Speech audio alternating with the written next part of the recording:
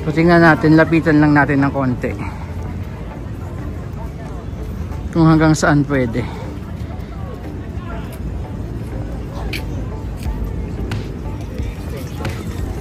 Yan, pasilip po. Pasilip. How it looks like, no? Yung bagong bahagi ng Esplanade sa gabi. Ayan siya.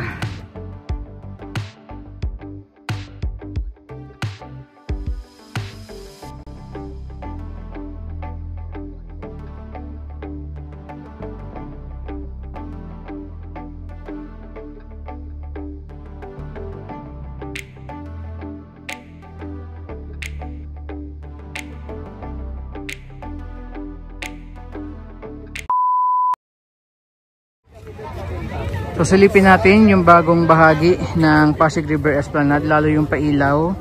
Yun yung banda sa may Plaza Mexico papuntang Plaza de Armas. So sa ngayon dito tayo sa may Phase 1 AB.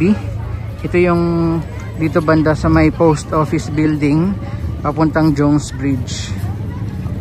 So first time natin makikita yung pailaw, no, doon sa bagong dagdag nga na bahagi ng Esplanade na papasinayaan ngayon darating na Feb 27 po. So abangan nyo yan. So today po wala is Sunday, Feb 23 2025. Daming tao, ano, sobrang daming tao.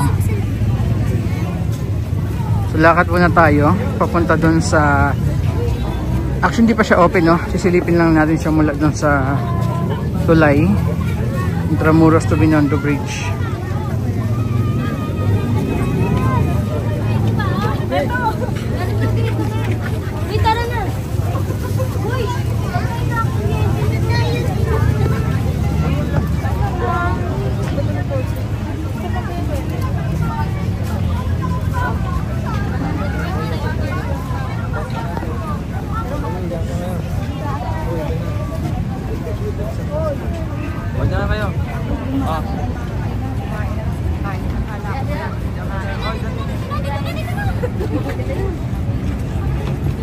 Medyo traffic lang kasi daming tao.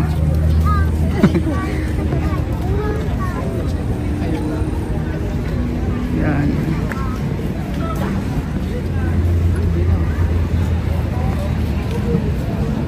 Ang ano kasi, pwede na tayo sa lalim ng Jones Bridge. Paglagpas natin dito, yan naman yung Phase 1C. Ganda ng Pasig River, oh. Pasilip ko muna yung Pasig River. Ganda.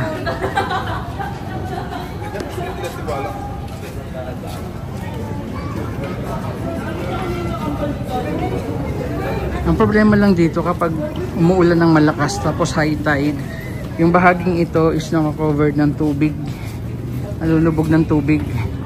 So hindi ka makatawid mula doon sa pinanggalingan natin papunta dito, no?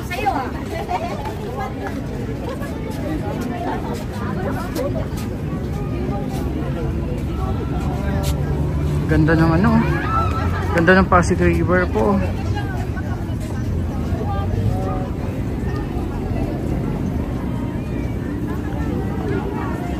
Parang wala na masyadong ilaw yung bahagi dito ng Jones Bridge, unlike dun sa may kabilang side. Pero look at the Pasig River po, ganda.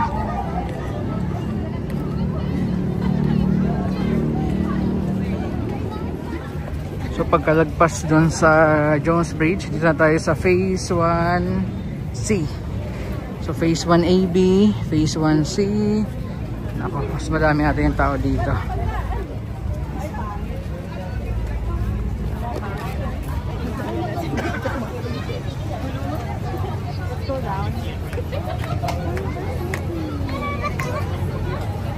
Daming ano pala dito, ganap.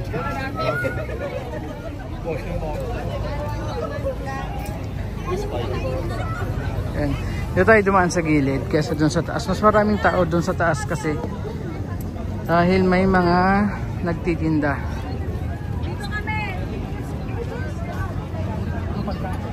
So dito sa Phase 1C, dito yung may mga bilihan ng mga pagkain. Merong fountain at meron siyang second level po. Gusto niyo sa taas pumasyal or dito sa may baba. Dito sa baba, more on may mga bilihan ng mga pagkain.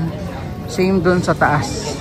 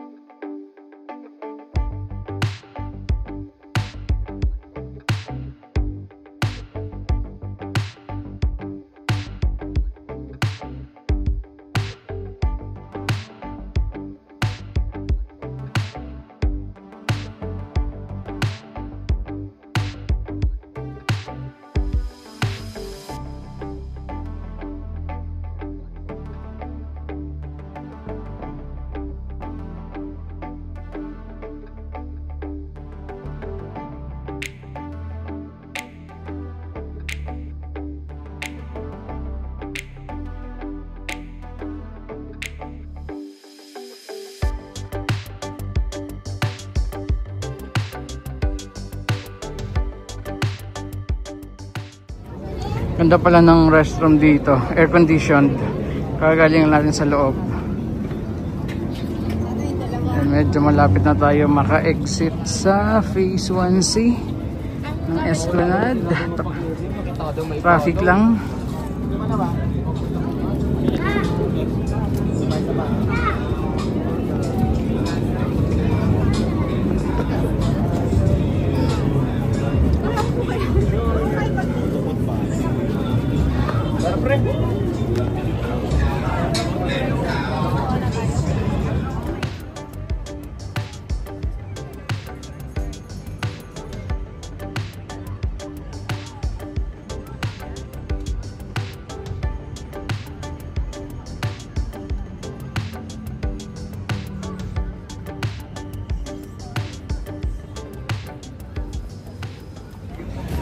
So finally naka-exit din tayo sa Phase 1C. Grabe daming tao.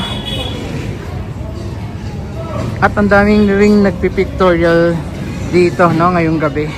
Ang oras pala natin 6:40 ng gabi. Okay, so dito na tayo sa may Plaza Mexico. So this is how it looks like po sa gabi, itong Plaza Mexico. After na maayos nga, pero hindi pa totally talaga 100% tapos, no. May mga ginagawa pa based doon sa last update natin dito. Pero yan, pwede na pong mapasyalan itong Plaza Mexico. So yung, ay grabe yung kalat, oh. Tinambak lang dito. So yung bagong dagdag nga na bahagi ng Esplanade ay magmula dito sa Plaza Mexico papunta dun sa Plaza de Armas. Ito siya sa gabi. May mga gumagawa pa nga hanggang ngayon po. Kahit na madilim na. So makikita na natin finally yung itsura sa gabi.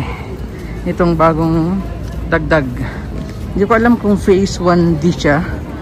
Pero still bahagi pa rin ito ng Phase 1, no? Hindi siya Phase 3. So tingnan natin, lapitan lang natin ng konti kung hanggang saan pwede.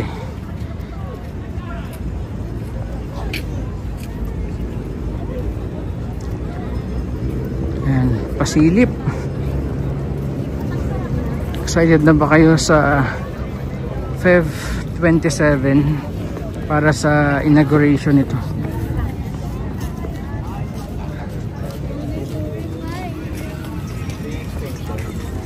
Yan, pasilip po. Pasilip. How it looks like, no? Yung bagong bahagi ng Esplanade sa gabi. Ayan siya. Yan tayo dito. Ganda, ganda ng Pasig River.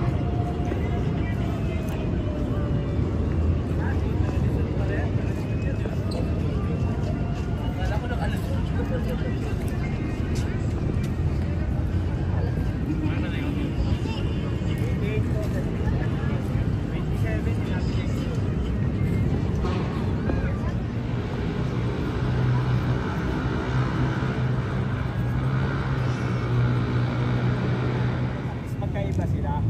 Doon na sige eh. Magkaiba itong lugar.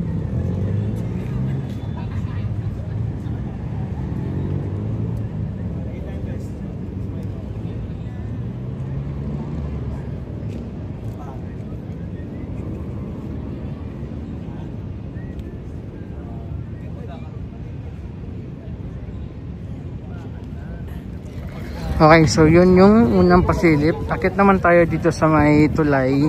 Hindi ako pupunta sa Fort Santiago unlike dun sa first update natin nito nung nakaraang araw. Pupunta tayong Fort Santiago para makita doon. Kasi medyo madilim. Pero dito muna tayo sa taas ng tulay, no? Binondo Intramuros Bridge para makita natin. Ayan, syempre, silip muna sa Ilog Pasig. Ayan ah. Ang dami nang nagtatanong kung kailan bubuksan daw yung part na yon. Sinasabi naman po no by ano nga daw 5/27 yung inauguration. So, ito naman yung itsura sa gabi nitong Plaza Mexico. Ayan. Obviously daming tao talaga.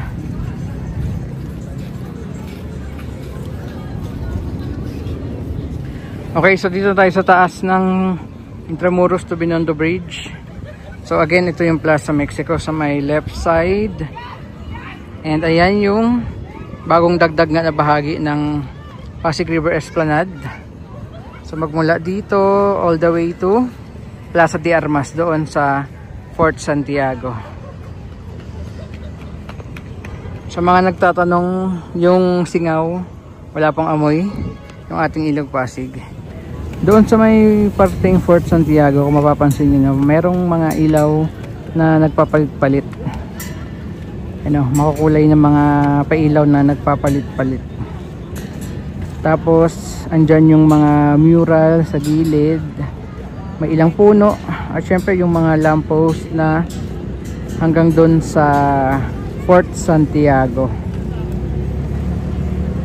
So most likely, no, kapag binuksan siguro yung portion na to and diretso kayo sa Fort Santiago, baka magkaroon din ng payment. Hindi ko lang po sigurado ha, kasi pag pumapasok sa loob po ng Fort Santiago, meron talagang 75 pesos regular rate na payment pagpapasyal kayo doon. So most likely, since tagusan na rin yan, baka ganun din po, magkaroon din no, ng entrance fee kahit dito kayo dadaan sa Esplanade. And syempre, maliban dyan, ito, ang dami rin tumatambay dito sa taas ng tulay. Ayan po, yung Intramuros to Binondo Bridge. Lalo pag gabi. Ganda. Okay, so yan muna yung ating update tonight. Maraming salamat po. God bless. And ingat tayong lahat.